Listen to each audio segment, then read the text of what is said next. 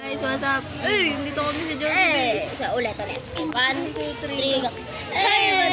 What's up mga guys? So, nandito kami sa Jollibee. Babalik ko din. Yan, nandito kami kina Jacob. Ito yung bahay namin, guys. I-tutor ko kayo sa bahay namin. Ito yung bahay namin.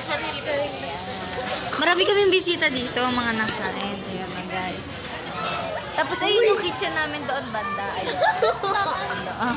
Sorry kung medyo malaki katas puro red kasi favorite yun ng panganay namin kapatid. Yes. Yun yung gusto din ng mama ko kasi pabebe yung panganay namin. Kaya yan. Tapos ito lang muna yung table namin ginamit kasi hindi na namin to nagagamit eh.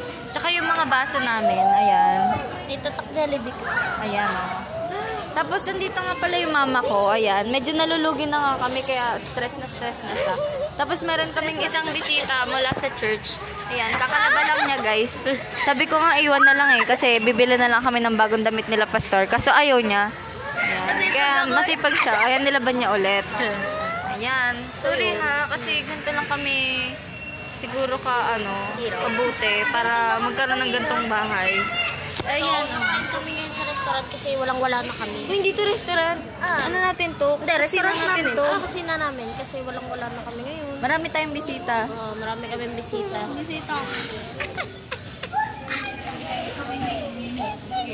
So yun, dito na kami magtatapos. Bye!